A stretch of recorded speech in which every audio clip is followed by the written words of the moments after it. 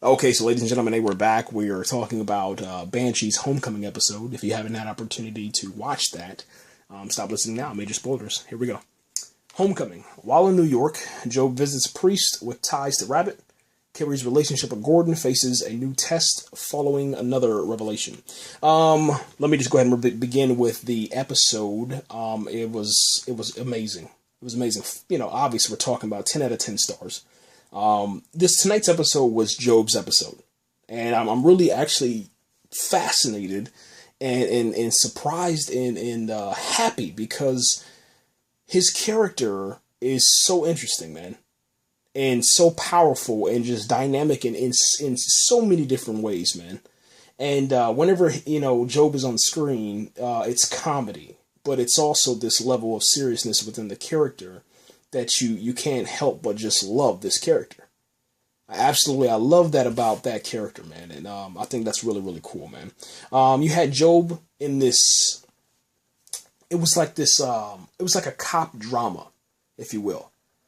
Job was on this mission, man. He was breaking into a church in New York that the character called Eulish, who is also known as Jor-El in Smallville, had his brother Rabbit down in the basement, man. So, Job's whole mission was to find Rabbit. And he finds him, man, which is crazy to me because, every time I see, Rabbit on the screen, I get nervous. I think there's just death, and it was no different tonight. As soon as you seen Rabbit, I was like, okay, Job, either, pull the trigger or run. My decision always is going to tell any of the characters on the screen, I'm going to tell them to run because I don't want them to die. I want them to live forever, period. And so I was like, yo, run. And it was just too late because Eulish was there behind Job, and he had a gun to his head, and he was like, well, who are you? Let's find out who you are. I mean, that's my attempt at a Russian accent right there. That was pretty good. I want to, let me put this pistol to your head, and I'll find out who you are. And after that, it cut, man. It did the intro, and then after that, it came back, and Rabbit is Job is tied to a chair, being interrogated, beaten by Eulish's men, and the goons of Eulish, I guess you can say. And then after that, man, Job was like, okay, this really isn't going to happen. I'm going to let you think that you have the advantage, and then after that, I'm going to open up a can of whoop ass on you. And that's exactly what happened, man. Like, I've never seen... I remember that first episode where Job was downstairs inside of his building with the computers, and then Rabbit's henchman came in there, and he came down there, and they started slapping Job around, and then Job was like, wait, okay, I'll give you what you want. It's in the safe, let me get out of here for a second. And he walked out, and then he walks into the alleyway, walks down that long hallway, walks to the alleyway where the dude, his friend, has his car started. He hits that trigger that's around his neck, and it blows up the building. And what was so crazy about that is that, Job didn't move. Even with the explosion, he didn't blink. I was like, what are we watching? Like, I'll never forget that. I'll never forget that because that's what, really hooked me into Banshee. Besides, the car flipping over, when Lucas Hood was shooting that car and Carrie had him in the back and all that stuff. But that was the scene I was like, wow. I was like, yo, this character Job he's probably one of the top characters on the show. There's no denying that, man. You're like, what? And then, obviously fast forwarding, man, where he was in the restaurant, man. And then all of a sudden, he, those dudes were harassing him. And then he walked over there, man, and broke a plate on one of their heads, and that was what happened tonight, man. He fought his way out, broke this chair, dismembered like 4 or 5 dudes, shot like 10 dudes, and then he's running out the church, man. And he ends up running out of ammo because he shoots his last 2 bullets, man, at these 2 guys, trying to get them to duck so he can run out of there. He runs out the church. There's a guy waiting out in the front of the church, man. He starts fighting them. You know what I'm saying? There's punches flying. There's elbows dropping and stuff. And then he gets that dude. He beats him up, and then he runs across the street, man. And as soon as he runs across the street, man, Boom, man. He gets hit by a car, man. Yeah, Job gets hit. He gets hit, man. He gets hit by a car, and there's nothing we can do, man. There's nothing you can do. You're just sitting there in your chair, on your couch, wherever you're at, man. You're just sitting there, and for me, I screamed, man. I literally, man, screamed at the top of my lungs. I don't even know what I said, but it was just like, no, because that's all you can do. There's nothing you can do except just sit there and pretty much just pray to God that that he's okay. Because I'm telling you, man, it wasn't like just a regular, somebody walks, runs across the street that you see in most shows, and they get hit. They usually, they get hit by the car. The stunt dude, he jumps up on the hood, goes a little bit into the windshield to where it cracks the windshield, then rolls back off the car. That's usually how it happens in Hollywood, man. That's usually how it happens in cinema. But this one was actually Job getting hit by the car. His body hit the hood of the car, hit the windshield of the car, flew up in the air, landed on the ground, and then almost got ran over by another car. Yeah, take that in for a second, man. And it was a taxi cab out of all things, it was a taxi cab that hit him. I mean, let's just be honest. It was crazy. They should slow down in the city. How about that? Yeah, man. So, we got Job's character, man, that got hit by a car, and then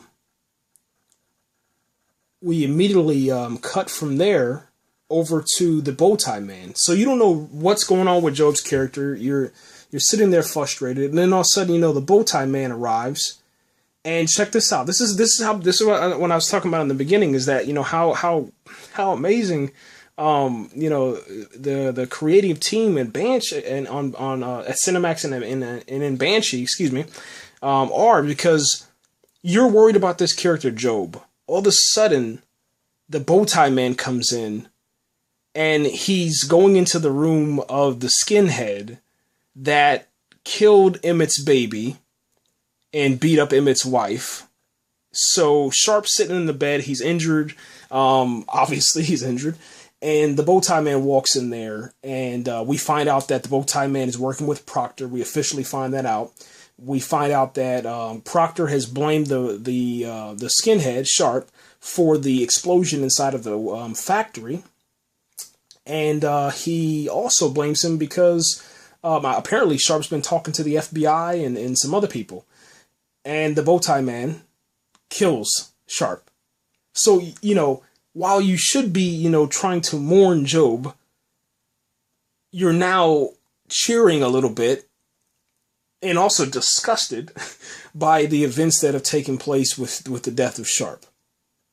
So you don't really know what to do except just your emotions are everywhere in the show, man. There's no denying that. It's crazy. It's crazy, man. I mean, we're talking about Friday night, and a show that's been on. This is the second season. We're almost at the end of the second season. There's only one more episode left, but man, it's an emotional roller coaster, man. There's no denying it. There's nothing else you can really say, man. Besides that, like it's crazy. After the Bowtie Man kills Sharp, he goes to Proctor's strip club to deal with Juliet, man, the stripper. And this scene inside the strip club was absolutely perfection, man. The music, I don't know who sung this song, but oh man, this music was so good, man. And they weren't like showing anything. It was just, it was all focused on the Bowtie Man, showing him, panning right as he walked, man, and just showing him, man, and focused in on all, as he's walking towards the camera. And that's it. They go from this back view where he's walking straight forward. The camera's following him, and you see him start, pulling out that wire and then gripping it, and the music's going along with it. Then all of a sudden they kind of cut and paste a little bit, fade in, fade out with Juliet in her face and what's going on with her inside our dressing room. And then he gets up to the door and he opens the door and the stripper's gone, man. And what they show in between those scenes is Rebecca, man. Rebecca has, I don't know if it's a change of heart, man. I think that she just, with the situation with her and Proctor because of this, I'm not even going to mention it. Like I tell you, I'm not mentioning that stuff. But what's going on with them, I think that she kind of understands that there's something wrong with Proctor, man. Like, and if you can, try to protect something, try to do something right if you can out of this crazy situation, because you made your choice. You have to live with that, but these other people haven't made a choice yet. They haven't, they don't even get a choice. So I think Rebecca's character is now allowing some of these people that Proctor wants the Bowtie Man to deal with, she wants to help them and give them a choice. And the choice is to go, get your son, get out of here, don't come back, man. Well, now we have a conflict between the Bowtie Man and Rebecca. That's the conflict now. And these are the words from him. He says, "I don't trust you." And Rebecca replies back, "I don't give a shit." And you're sitting here just like, what? So now, man, you know what that means, man. You know what that means already. If the Bowtie Man doesn't trust Rebecca, the Bowtie Man is Kai Proctor's right-hand man. All he has to do is just start whispering in Kai Proctor's ear, Kai who's in jail, who's not straight in the head right now, who's not sane, he doesn't know anything that's going on. The Bowtie Man can say whatever he wants, and now Rebecca is the target. That's where we're sitting at right now.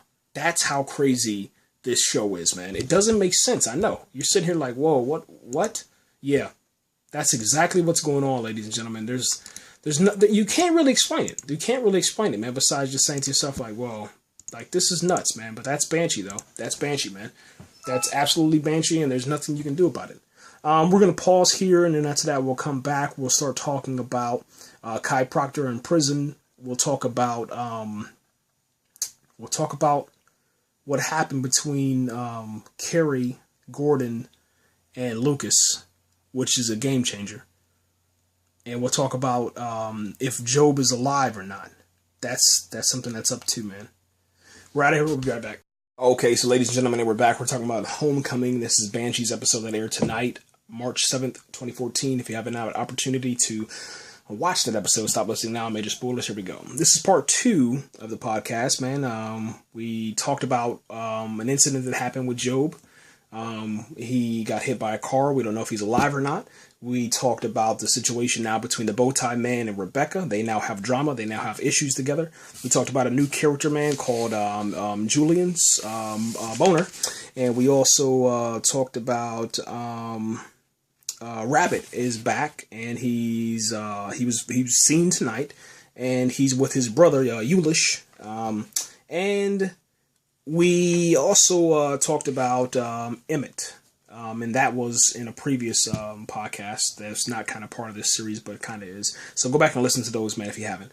Moving on, man. Awesome scene tonight, man, between Sugar Bates, man, and Kai Proctor, man. You know me, huge fan of Sugar Bates, man.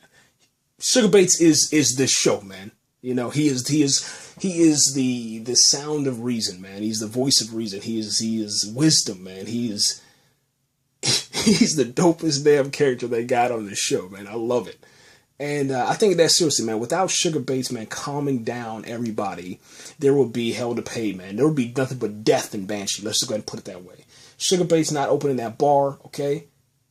It'll be death. You know, let's just be honest, man. You know, because if Sugar Bates didn't open the bar, then Lucas Hood wouldn't have a place to stay. Okay, if Sugar Bates didn't open the bar, then guess what? Lucas wouldn't even have Lucas Hood. Lucas Hood wouldn't be Lucas Hood, who is not really the real Lucas Hood. He's an imposter. All right. If Sugar Bates didn't open up his bar, then Kai Proctor and Sugar Bates would have never became friends. Now let's get into that. That's why I kind of went back and I said all that stuff. The relationship between Kai Proctor and Sugar Bates is no more. It's over. As of tonight, man, called Homecoming. Kai Proctor says, "You aren't family. You made your choice.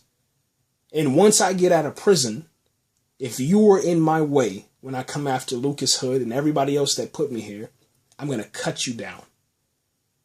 And Sugar Bates, man, God, it don't have to be that way. No, actually, it does.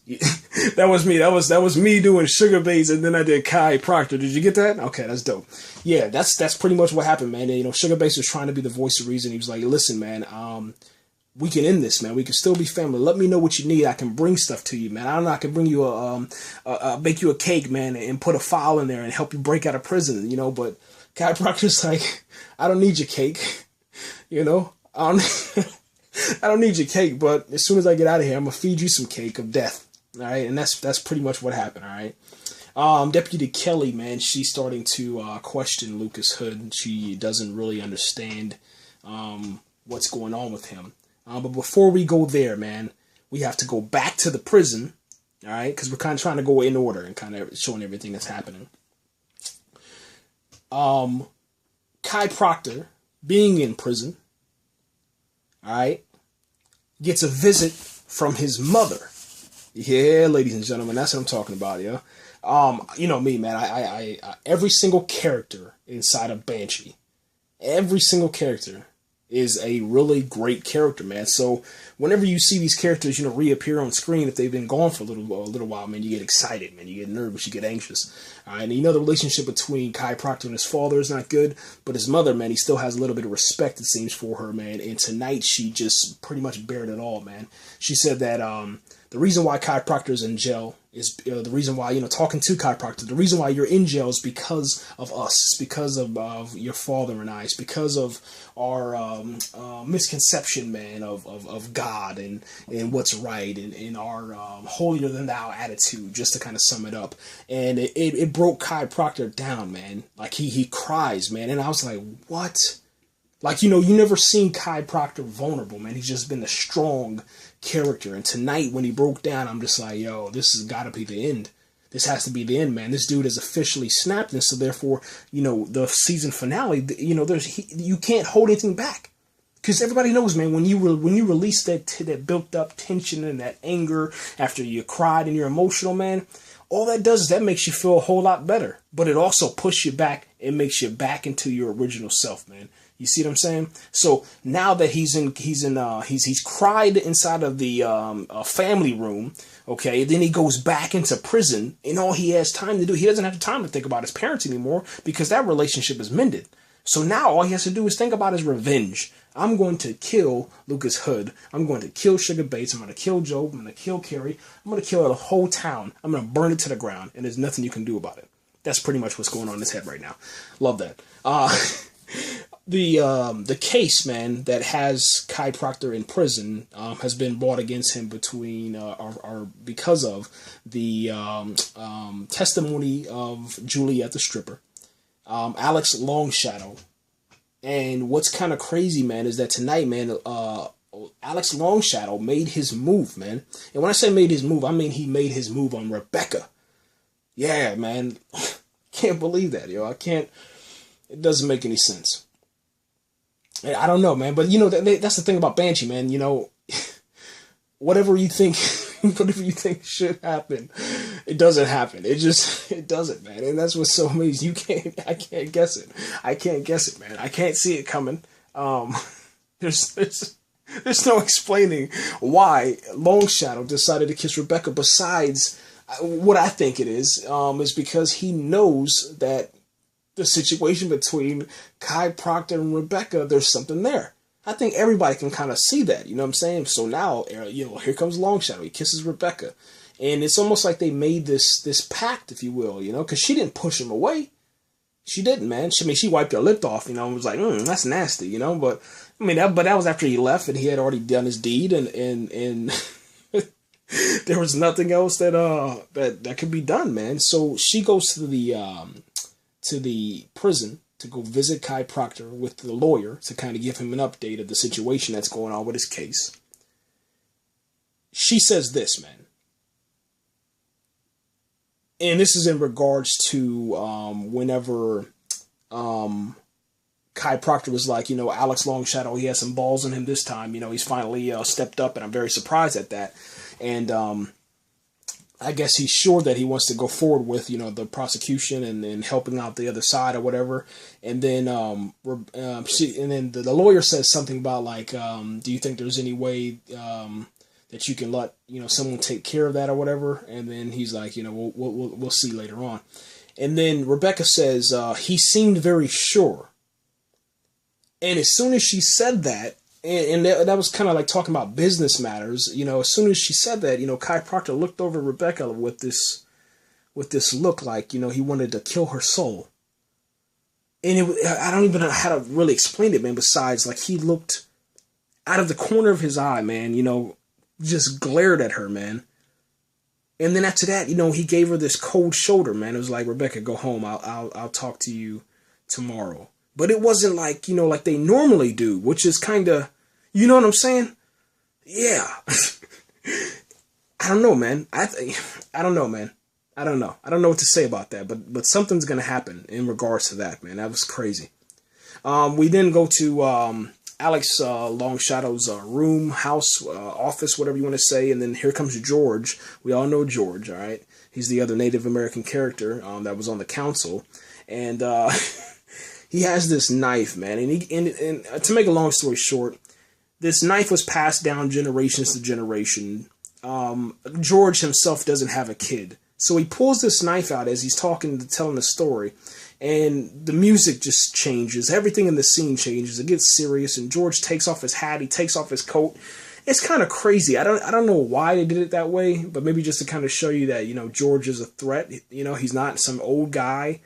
He's still a threat, and so Alex needs to kind of keep him in the, and remember that. But he tells Alex this whole entire story about, not being able to pass it down to his grandson, and I only take this out on special occasions, and this is a special occasion. And then instead of handing Alex the knife, he throws it, and all of a sudden you just hear this, and you just like, and then you hear Alex go. Like he gasped, like he got hit. And then all of a sudden I'm sitting here like, oh my gosh, no. I don't know, man. I start panicking, okay? And then all of a sudden, here comes the amazing director on Banshee, just kind of zooming out. And the knife, George's knife, is stuck into the chair, kind of right next to, into the wall, above or to the side of Alex Longshadow's head. So it didn't hit him. They just did it to just be dramatic and to, cause a panic. And that's exactly what they did. I think it was very successful with them doing it that way. I mean, I thought that, seriously, George was going to come in there and murder Alex Longshadow, man. It's just crazy, man. We then go over towards Brock, man, and Brock brings a heavy file, man, to Gordon, man. And this pretty much seals Brock's deal with Gordon. Brock will become sheriff now. Lucas Hood is pretty much out, man. And then the information that he bought was the information about the warehouse being burned down, how Lucas Hood took Brock and a few other deputies over to investigate this warehouse and the people that were in the warehouse and around the warehouse, trying to get them to snitch on Kai Proctor. It didn't work, but then all of a sudden the warehouse explodes, and now Gordon is like, whoa, okay, yeah. And, what's kind of crazy about this, man, is later on in the episode, I'm kind of going to fast forward just a little bit. Brock puts his feet up on the desk inside of Lucas Hood's office. He's smoking a cigar as in like this celebration type way. Lucas Hood wasn't supposed to be there because obviously Brock was on night shift. Lucas Hood was not supposed to be on duty. And Lucas Hood walks in. It's just one of those moments, man, where you're just like, whoa, man, this is the future. Something's going to happen, man. Either Brock is going to get his way, or Lucas stays and Brock go. I mean, there's no other way it can go. Both of those guys can't stay inside of Banshee PD. I don't even know if the show is... I mean, the show's called Banshee. Obviously not called Banshee PD, so maybe the show... I don't know how they're going to make it out of here, man. That's where I'm at right now. I don't know how they're going to do this, man. Moving on. I mean, yeah, all right, moving on, man. Carrie and Gordon, man, they reunite. We're also going to talk about, because I'm going to end this podcast real quick. Carrie and Gordon move on. Job calls Lucas So we find out that Job is alive. Deputy Kelly, man, is still not sure about Lucas Hood, and they end up breaking up. And we'll talk about that, man, the next podcast in detail, man. Yeah, that's it. Thanks for listening. Okay, so ladies and gentlemen, we're back. We're talking about Banshee's homecoming episode that aired March 7th, 2014. Stop listening now if you have not had an opportunity to watch the episode. Here we go. We talked about Sugar Bates and Kai's relationship the last podcast. How that's changed. It's no longer there anymore. It's cut off. We talked about Kai Proctor crying in prison and how his character pretty much is kind of rejuvenated from that, man. And now it's just no holds barred. It's, I'm going to kill everybody in Banshee that put me inside this prison. Eric Longshadow, man, and Rebecca, man, they end up kissing.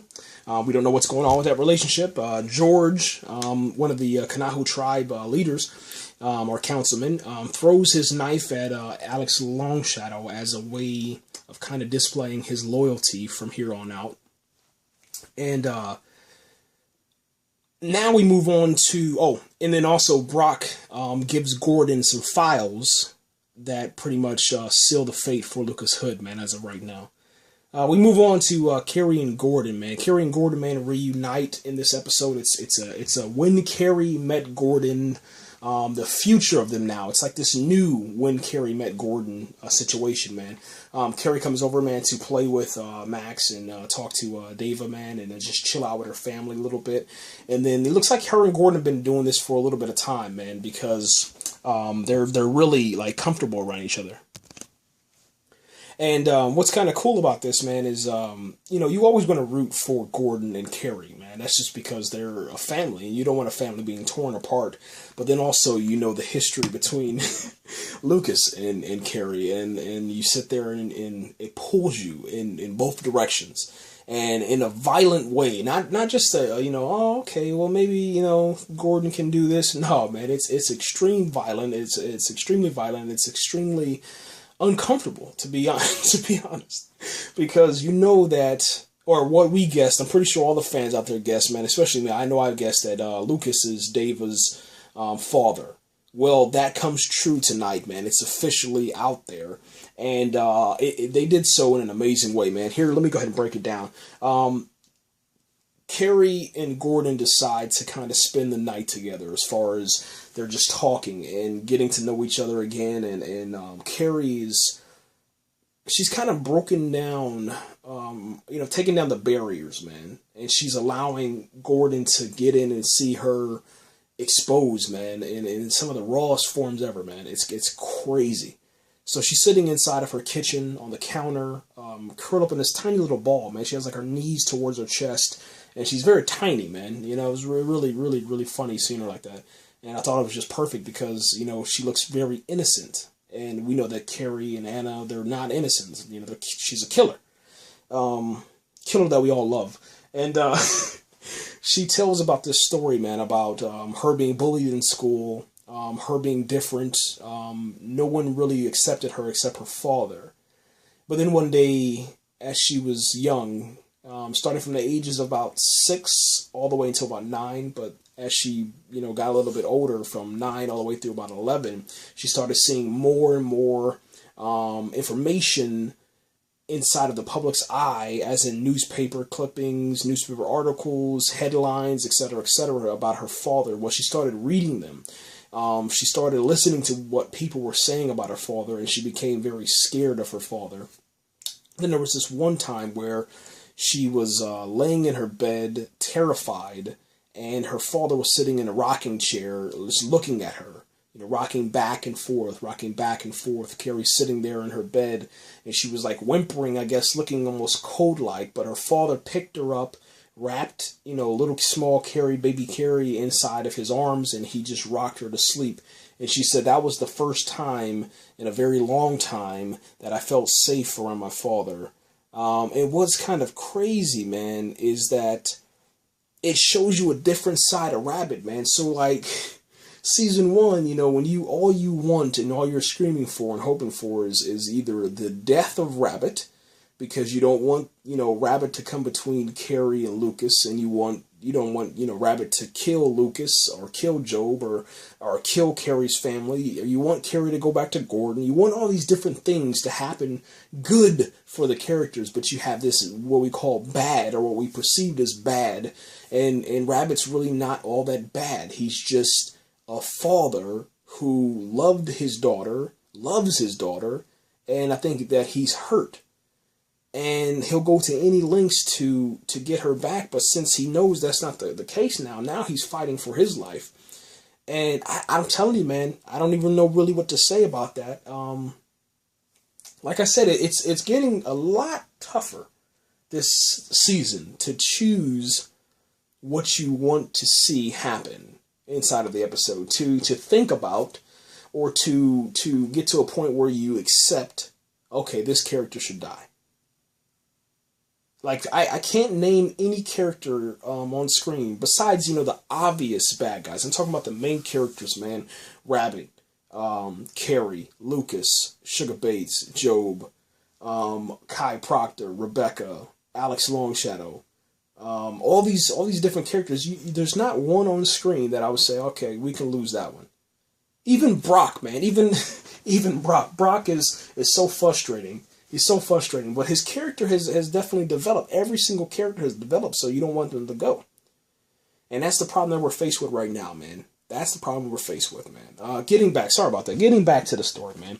Deputy Kelly, man, and Lucas, man, they start talking, man, and Lucas is opening up to Deputy Kelly in a way that he's never done before. He's very open, very vulnerable, and I don't know, man. I just got to say it like this. I guess, and this is just perfect writing, man. But women being women, she said something to Lucas, and it got him to close his mouth.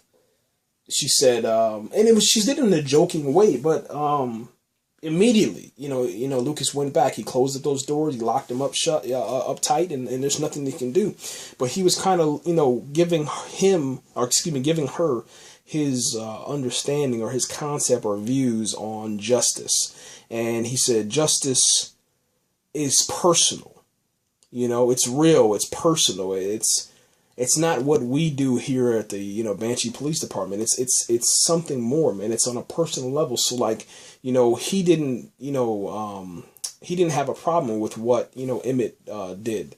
He didn't have a problem with Emmett taking justice in his own hands. He said that was necessary. And, Deputy Kelly, obviously, she's not with that. She said we would have gave justice, and they disagreed. Deputy Kelly and Lucas Hitter, they're really close now, man. It's almost like, Carrie and Lucas, man. It's almost like the same relationship, man. It's kind of crazy. But Job calls Lucas, man, and interrupts his session with Kelly. Yeah. And he calls from a hospital in New York, man. And in there, he's like, you need to get here now. And he lets him know about Rabbit. And then all of a sudden, Lucas, man, he takes off. And before he takes off, man, Deputy Kelly she just wants him to know that she doesn't know if she'll be able to stay. And they kind of break up, man, because she's like, I can't take this. I don't know who you are. And right when you do open up, you decide to run away. And she's not having it no more. So he's like, listen, man, do what you got to do. I got to handle this. And he takes off. He goes to Carrie's house, and Carrie and Gordon are, having a session.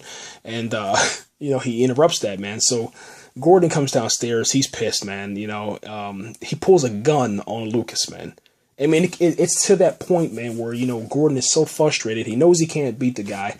And the only thing he can do is kill Lucas Hood, man, and that's what we're faced with. And all of a sudden, man, Carrie, she comes downstairs. She's like, look, Gordon, man, it's okay, relax, calm down. But the tension is just rising. And what they did was just an amazing display of cinematography and storytelling, because, oh my gosh, man, you can feel the tension, like your palms will get sweaty, your heart rate begins to pulse, man, and it begins to increase, man, and you can feel the pulse inside of your veins, man. You can feel the blood rushing through your body, and even the pressure on your brain, because you're trying to process this, man. There's a gun being held to one of your favorite characters by another one of your characters that you really like. And it's like, what is going on? Are you serious? But that's what happens, man. And, all of a sudden, you like, I don't know about you guys, but I know for me, I scream. I was like, yo, Carrie, yo, do something, yo. It's like, don't just sit there, B. Say something, And she does, man. She screams out, man, he's Dava's father.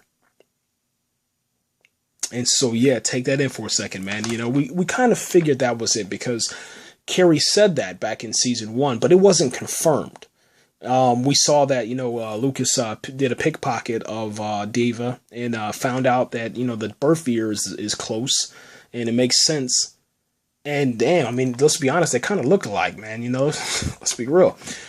Well, she screams it out, man. And then after that, now Gordon has to deal with this, man.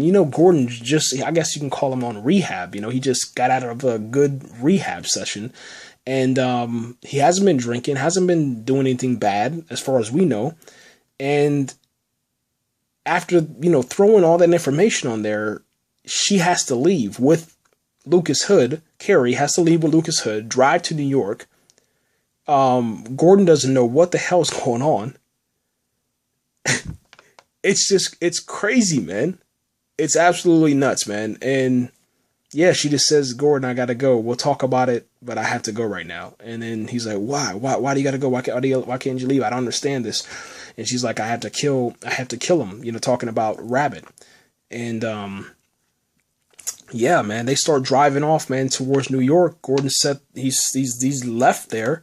And what they show you later on in the episode, at the end of the episode, the very, very end, the post-credit scene, is that Gordon is sitting there holding a picture of Dava, man, and he's out, man. He's zoned out, man.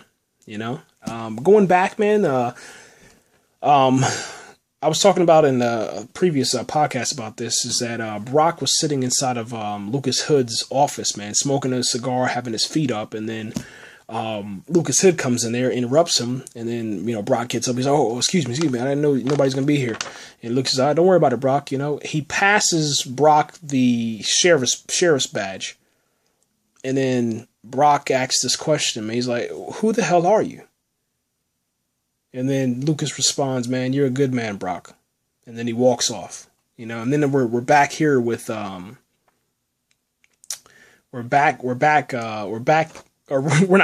going to, New York, man, over to get Job, man. And Job gets rescued, man, in this amazing fashion, man. It was almost like watching, Boondock Saints, Pulp Fiction, The Terminator, The Matrix. It was just this crazy scene inside of this hospital.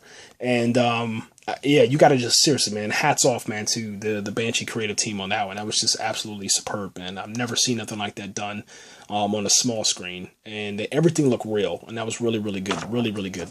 Good.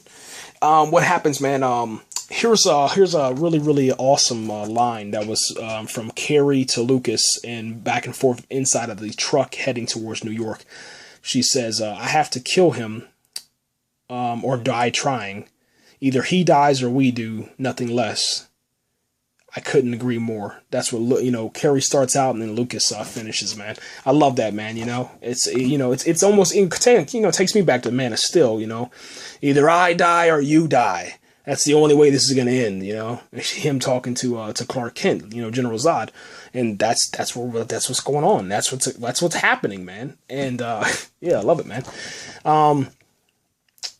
Inside the hospital, man, when I was talking about the Boondocks and the Pulp Fiction and the Terminator, the Matrix, inside the hospital, man, they have the henchmen of Yulish and Rabbit. They are inside of the hospital dressed in priest gowns, man. I don't know if you want to call them gowns or I guess priest attire, and they're looking for Job's room, man. And it's a shootout, man. And they get to Job right on time, man. Perfect timing, man. That's what I loved about that too. And they rescue Job, man.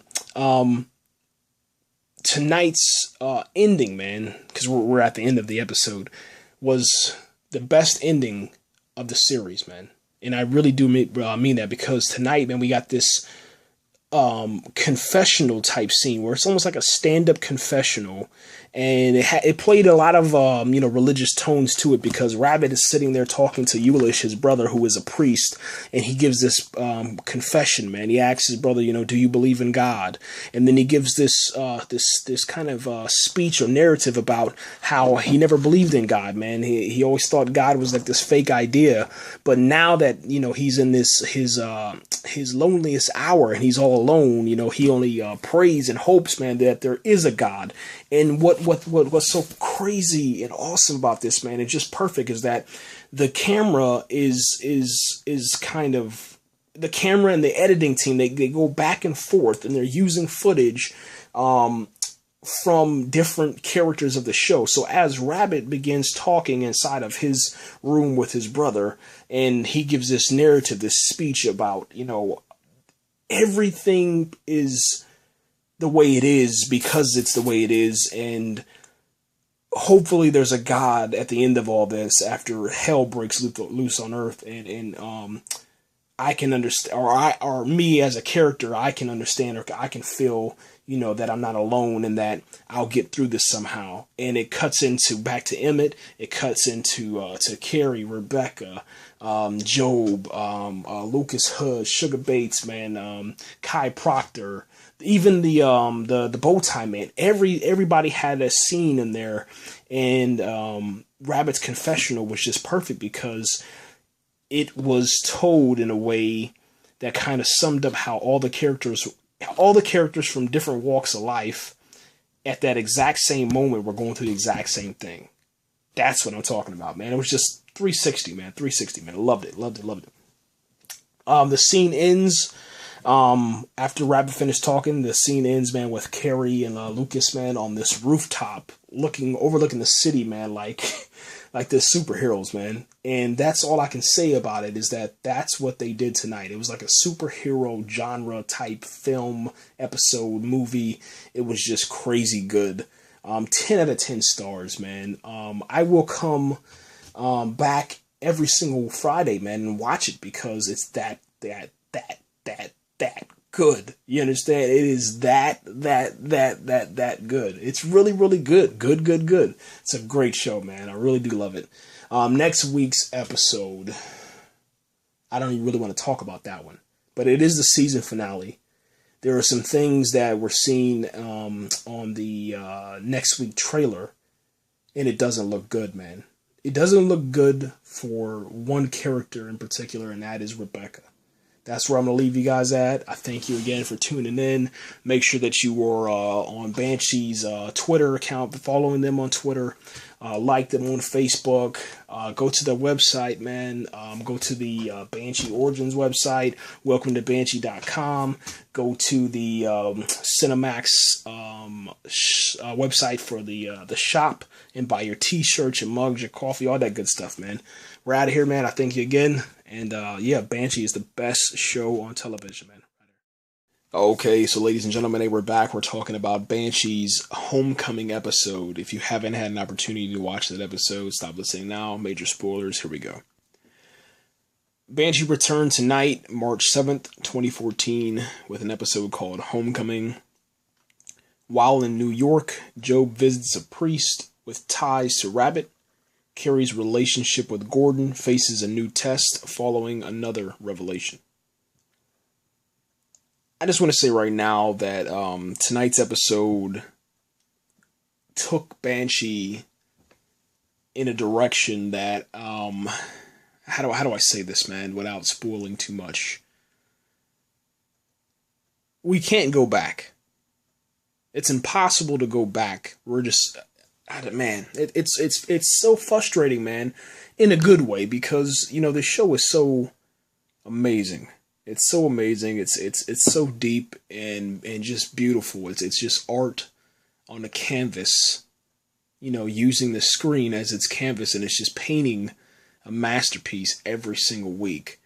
But here's the thing, man. These characters that we get attached to inside of this series, they can't last forever. It's a fact. That's just the way, network television goes. That's just the way, everything in life goes, okay? Without spoiling too much, okay, or without going into too much detail, man, because this is going to get me sad, all right? Emmett is gone. He's officially gone, man. He's leaving. He's going to Florida. I thought what was going to happen, man, is that, with everything that happened last week, I thought, Emmett would take some time off, think some things through, and then maybe come back. But after an amazing introduction to this episode, like the intro to Homecoming, the first pretty much 10 to 15 minutes of this episode is just mind-blowing. And you don't know really what's going on because it's so fast-paced, man. I had to watch this thing 2 times, back to back. And then I'm actually watching it a 4th time right now as I'm doing this this podcast. And what's so amazing about this show is that, you as the fan, you think that this is going to happen, and then something totally different happens. So what I thought Emmett would take some time off. He would come back this episode. He would sit down with Brock and Kelly and Lucas Hood, and they would talk and say, okay, listen, man, we want you back. We don't want you to leave the team. We understand what you went through. Maybe you go do some, training, take some time off with his wife, and everything will be good to go. But that's not what happened, man. And I understand it. I understand the character, man. With Emmett, he doesn't want to go back to where, in that dark place that he went last week. He wants to move forward and never go back there. So obviously a change of scenery is the first thing, any person would do. But you just like, man, the dude had all of his belongings inside of a brown box. He went in there to talk to Lucas Hood. Lucas Hood is like, man, I can't believe you're leaving. It was an honor to serve with you and stuff, man. And then before he leaves, he says, I don't think that you're a bad man. I think you're a good man, to Lucas Hood. He's like, you don't fool me. I know you're a good man. And you thought it was kind of over there, you know what I'm saying? I thought, okay, maybe this is not the end that we'll see. And then what happened, man, he got to pretty much just say goodbye to everybody from Banshee PD. It was sad, man. It was just, I don't know, man. It's so frustrating. Because that's one of my favorite characters, man. And he gets a nod from Brock later on in the episode. He's standing outside of the caddy, and there's nothing really else to say, man. That was the last scene that we'll probably see of Emmett, unless maybe next week, they need him for backup or something. I don't know, but I don't see it happening, man. And there was about 3 or 4 different times in the episode where they show you that this is the end, man. They showed you with Lucas and Emmett, having their last, talk. They gave you closure with Emmett and Lucas with their relationship. Then they show Emmett's police badge being put away, and then they show his nameplate being kind of twisted around in somebody's hand. I believe it was Lucas Hood's hand, or Brock, one of the two. And then after that, they show Brock, give him his nod, man, like, hey, that's it. And there's nothing else. There's nothing else to say, man. Like, it's crazy, man. It's just crazy. And another telltale sign is that a new character came in tonight, played by which was kind of cool. I'm not gonna lie about that. And that's the thing about the show. What they do is they'll take a character away. They'll give you a new character at the same exact episode. So, it's really, you can't really complain, you can't really get sad because it's like, oh man, this character is interesting, because every single character on the show is interesting. You see what I'm saying? So even though you're losing one that you really, really enjoyed, really like seeing, but now he's gone, but there's another one that's like, really interesting too. And, that new character, man, played, a character on The Wire. I don't know if you guys ever saw The Wire, but he was the mayor's friend, man. Mayor Carcetti's friend, or colleague or whatever. He's the black dude. And he's playing this dude on Banshee called Julian's Broner, man. All right. And then he's a captain for the NYPD. And the character is kind of cool, man. What's kind of interesting about the character and fascinating about it is that this character, this Julian Broner, man, he knows who Lucas Hood really is. So he knows the identity, and in tonight's episode, that's what happened, man. Those are some of the things that were revealed.